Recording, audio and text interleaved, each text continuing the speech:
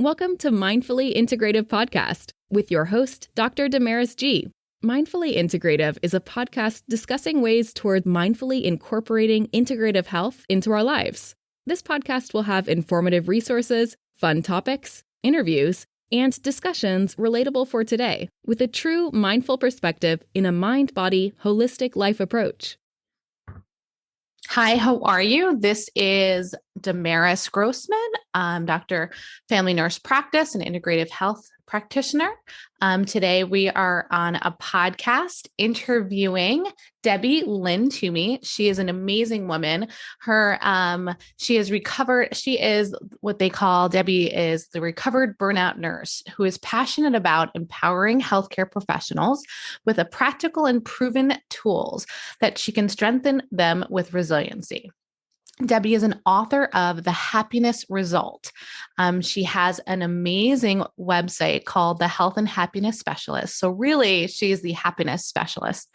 So I wanted to, introduce you to Debbie Toomey, and she will tell you more about herself. She sounds absolutely amazing. I got to just chat with her for a few minutes, and I can't wait to learn more. So hi, Debbie. Thanks for kind of joining in on this Mindfully Integrative podcast, and talk to me about how you're doing today, first off, and then let's get into why do you think you're a little bit more mindfully integrative? Oh, great. Well, first of all, thank you so much for having me be on your podcast. And I was just sharing with you how I enjoyed listening to the other podcasts that you've been doing, and just feeling really inspired that there are other thought leaders out there with the nursing background who is out there really sharing their knowledge of the aspect of looking at health as a mind, body, spirit. To answer your question about how I'm doing today, I'm going to tell you, I feel grateful. I am very, very grateful. It's I'm a nurse by trade, and also have a company, Ultimate Healing Journey. But I'm also a mom of 3 boys, happily married for over 30 years. And I'm also what people would call in the sandwich generation. So I have my parents who are aging, and they live a few minutes away from me, and being able to be there for them has been such a pleasure and a privilege. So I'm grateful. I'm very grateful because right now, at this very present moment, everybody that I love most in this world is alive, healthy, and well. That's so important. I mean, granted, I still feel grateful. This past year, my father actually had passed away, but overall, I still feel very grateful because I have my mom and my other family, and through all of this suffering and negativity, I was able to spend a birth of my baby boy, and this year with my family. So you have to those small things, those small major things that may have come up. You might have gone, all right. Grateful is a wonderful way of putting it. Yeah. So how did we met through the Sanseal group, mm-hmm. but in general, I know we had messaged each other and you had kind of resonated with being mindfully integrative, but what would be one kind of quote or something for you that resonates in the world of your happiness specialist, or you're saying your full business name is the Ultimate? Yeah. So my company, the name is Ultimate Healing Journey. Ultimate Healing Journey. And my website is healthandhappinessspecialist.com. And I use that website because I call myself a health and happiness specialist. And I use happiness as a way to remind people that health is nothing without happiness. And certainly I've taken care of lots of healthy looking people as a nurse, but feeling some of those people unfortunately felt empty inside, mm-hmm. and they're not able to really enjoy how gifted and how special and what they had mm-hmm. in life. So, that's when I realized that happiness is really so important. It's integral to our health. And certainly there's a lot of different positive psychology studies now that reveal that happiness is something that is a skill. It can be learned. And It can certainly, be. yeah. And, Definitely can be. And it can help us live a long and happy, fulfilled life. I think that, that in itself, just even talking a little about happiness or like being aware of what the negative parts and kind of, instead of, emphasizing all that negative, kind of bringing out more of that positive thinking. It's needed. We need more of you in this, in this world, because there's a lot of, suffering right now, and people need to kind of redirect that. Especially, is there someone in your life that you admire, or that you find that has given you some inspiration, or even just a quote that's kind of inspired you to kind of get through your work day or your work week? Well, there's so many people that I've met in my life. Thank goodness. I am so grateful. And I will, you might hear me keep saying grateful, because that's okay. I feel like I say grateful and blessed a lot. I say that, I feel very lucky. It's actually, it's just like happiness is a science. Gratitude is also a science as well. And it's also a character strength, and it happens to be my top strength. So, and I've used gratitude in different areas in my life that's helped me become more resilient. But to answer your question, I'm in my office right now, and in front of me is is a picture of Einstein. And I believe he's one of the most gifted person ever in the history of man to exist. And one of his quotes, and I love a lot of his quotes, one of his quotes that I love is, "Imagination is more important than knowledge." And when I first read that quote that was said by him, and, everybody thinks he's the most brilliant person, intelligent, but for him to be so in tune and so intuitive enough to know that imagination outweighs knowledge it just made me think, oh my gosh, there is a deeper level of brilliance in him that nobody can really appreciate. Yes. I feel like his thought process is beyond even what majority of us can even comprehend. Right. So it's almost like he knew, I guess, in the Socrates world, it's like there's certain individuals in the world that have they know more than, we can even comprehend or understand. I don't know what your faith is, or if you have a strong faith, and that in itself can also be a factor, help. I believe that too, a spiritualness, whether it's a faith of an organized or a very spiritualness, can help. So tell me a little bit more about your story of how you kind of came into being, a little bit about your nursing background, and then kind of how it got you into this, health and happiness specialist. Because I know not everyone decides, what, I'm going to go into this business or this business. What got you to where you are? I know you're very grateful for your family, you were saying, and the people that have kind of directed you. How did you come to where you're at now? So that's always, I love that question, and it's so loaded. Okay. Or how about you can just start how did you get into to decide to do this business? Yeah. That kind of got you in integrative. Definitely. So I'm a first generation Filipina here. And wonderful. Yeah, so on my mother's side of the family are pharmacists and doctors. And my grandfather, my mother's father, he was a pharmacist, but also a healer. And we're Catholic, but okay. Yeah, I'm also. So what's so impressive is not only did he believe in God, but also believed in other forces in the universe, other spiritual practices that can enhance other people's health. And so I got a lot of my inspiration through my grandfather and my mother's side. He was open to a lot of things. That's awesome. Oh, yes. He was just so open. And just remembering different times when, he would, go to other people's home to help them with spiritual healing or energy healing. Energy healing. Yeah. Yes. Like Reiki and different. Yes.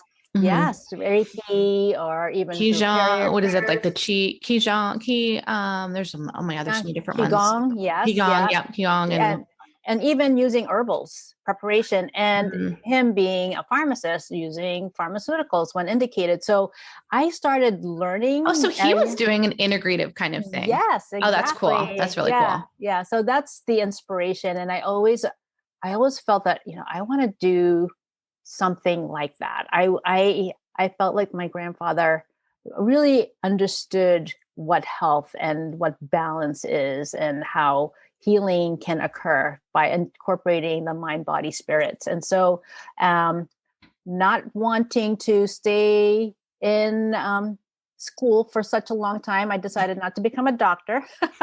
Yeah. Oh my God, I was in school forever. Yeah. I mean, I mean, it's okay, but Yeah, you don't need it.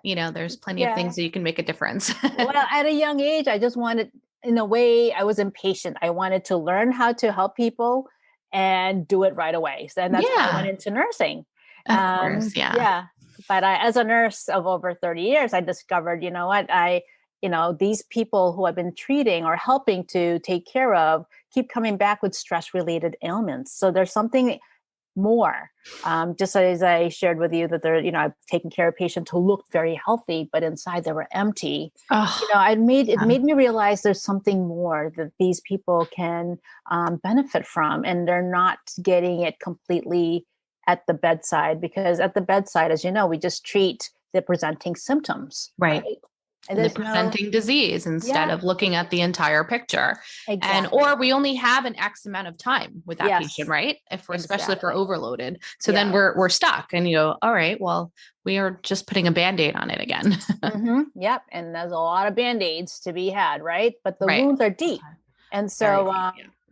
Yeah. it led me to a path of learning different types of modalities like Reiki and homeopathy and herbs Wonderful. and aromatherapy, positive psychology, mindfulness, all these different practices that when you kind of put them together, all are so integral in how we can help ourselves, Right. because it's important for me as somebody who steps into the realm of trying to train and inspire people about the field of integrative health, resilience, Right. trauma-informed care. It's so important for me to really know who I am and how to take care of myself so I could walk my talk, if that makes Right. sense. Oh my gosh, that makes so much. I really love that you're saying kind of walk your talk, and kind of you have to go and look at your center, Yeah. you center you, and then you go forward. And I feel that even just, it's like, if I'm not centered and I'm not practicing my health stuff, then I can't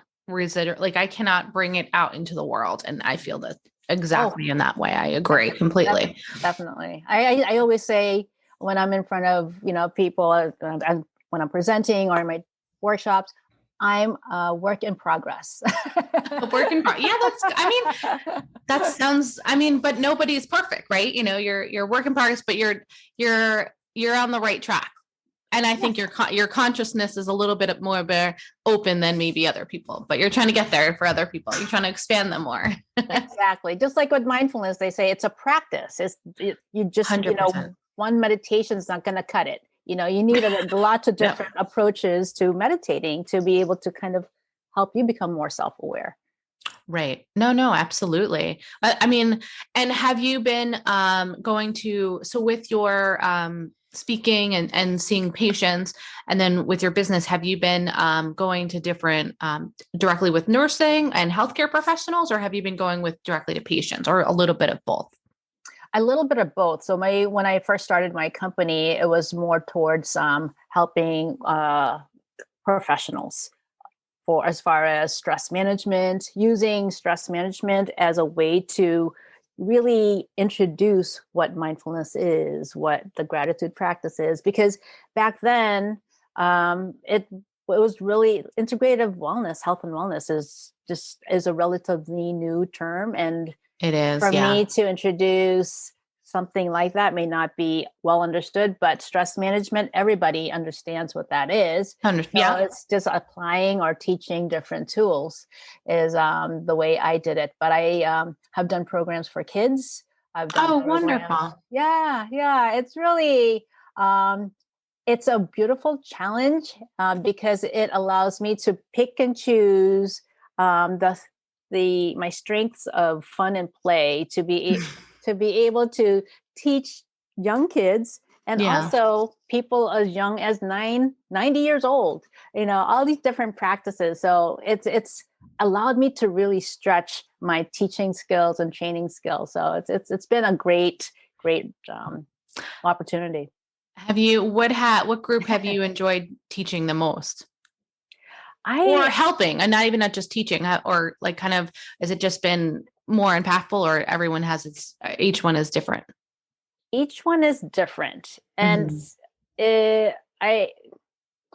one's different. I'm besides being a presenter, I also do laughter yoga.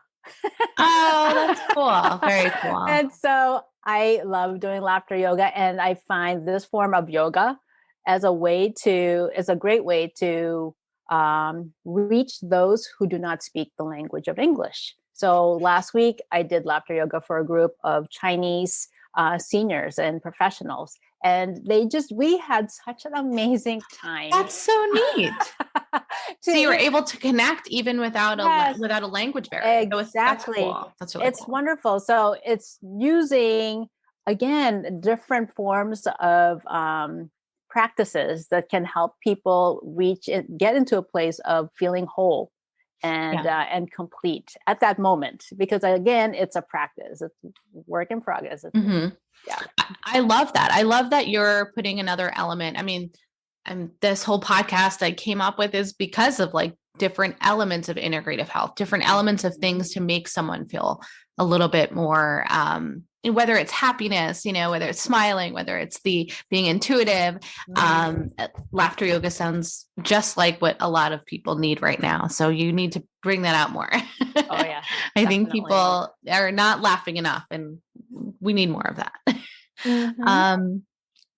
And in overall, from like the last, have you noticed for yourself the last, like with your business, or, have you enjoyed doing this so much more? Do you feel more fulfilled than you had when you were in nursing? Or is it just a little bit, it's different, but do you find that you're doing this more and making it more of an impact? That's a great question. So right now, I feel like through my company, I'm doing the big W work, because I'm reaching people in my way, in the way that I feel is going to help them remember one or two things that they got from me. I can't expect them to remember everything, but if they can borrow or use something that they learned from me and have that shift their life in a positive direction, I feel like, I've done, part of my work here. So definitely through my company and the way I've been able to just be able to train people. And my book, The Happiness Result, is I wrote that for women over 30 and up, just a way for them to be able to find a way to be authentic and use happiness skills to help them live their best lives. And what surprised me is there's a high school in New Hampshire, Pelham High School, and they created an elective course called Managing the Mind. And they're using my book. That's awesome. That's amazing. Yes. I'll have to check it out. I can't wait to read it. I didn't get to read it yet, but I can't wait to listen and read it. Thank you. So it's just, I did not even see that coming. It was just a divine type of a process that, high school kids are using my book. And it's been each chapter is helping them work through what it is that they're going through at, wherever they're at in their life. This is according to the teacher who's been teaching the course for 3 years now. They bought more books this year because of COVID.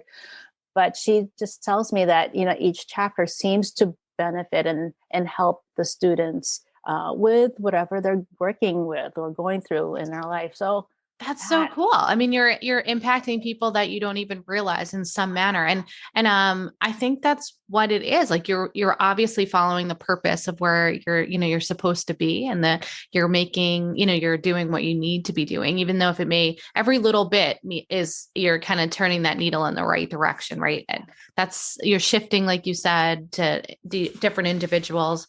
It just sounds beautiful. Anyway, like I feel like for me, with a lot of, whether it's patients or friends or even just family, like if I impact them in one thing, and one thing that they come out of what I said or something, and they're like, oh yeah, that's right, you did talk about that. And you're like, and for me, it started for internally, right? And then now you brought it out. And so you have a book that, you're going to impact many people. So listeners get that, if you're on the video or listening, check out her book, and you have plenty of ways. I'm going to put all your contact information for people to reach out to you.